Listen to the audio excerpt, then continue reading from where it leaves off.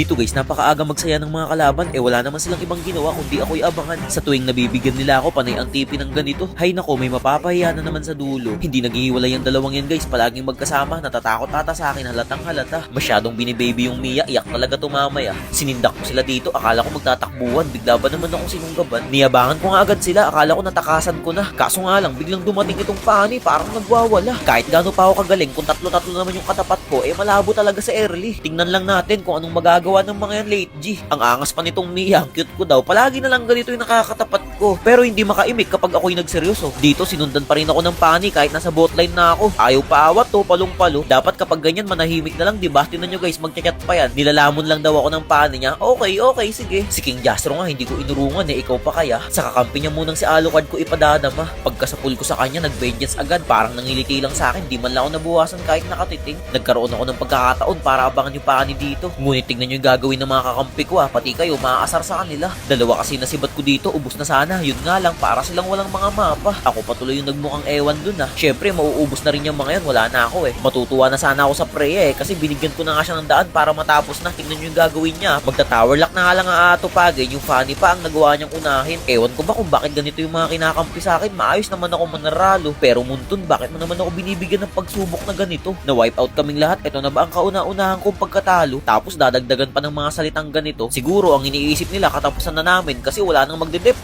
Nabutas na rin pati yung pangatlong third na tore. Halos di ko na alam yung gagawin ko sa pagkakataong ito kasi nag-tower lock na silang tatlo. Mabuti na lang nakabalik na agad ako sa loob ng 1 segundo. Pagsibat ko sa kanila nagkalasan agad sabay kanya-kanyang takbo. Yan kasi ang mahirap sa puro salita guys, hindi pa naman kayang tapusin kung ano-ano ng salita ang pinaparating. Nakapag-lord tuloy kami nang hindi nila alam at late nang dumating. Alam na nga nilang king of late game ako, pinagraraluan pa. Sisihan talaga yung mga yan mamaya. At ayun na nga guys, pagkakuha ko ng lord, sabi ko wag na nilang habulin. Ang masamang plano ay wag nang balakin. Buti na lang nakikinig sila sa akin, kundi baka matalo pa kami dito. Kapag nabawasan pa kami ng isa, sigurado kami ang nakakahiya. Umuwi na lang ako para mag-dep pero wala nang oras, kailangan ko nang sumugod. Si Mia nga pala ang aking pinunteriya para di na nila magawang makapag-dep pa. Napakalupit nga ng ginawa ko ditong pa-switching guys, nakapagpalit agad ako ng windshell at ang nangyari tuloy napitas ko pa yung tatlo sa kanila. Ayos lang kahit ako na yung magsakripisyo, ang importante kaming lahat ay manalo. Nabigyan ko na yung Mia dyan tsaka Alucard baka di nyo pa rin yan kaya. Bali ang labanan na dyan 4 versus 3, lamang na lamang kami. Partida na, hindi pa nagsasama sa amin yung Freya niyan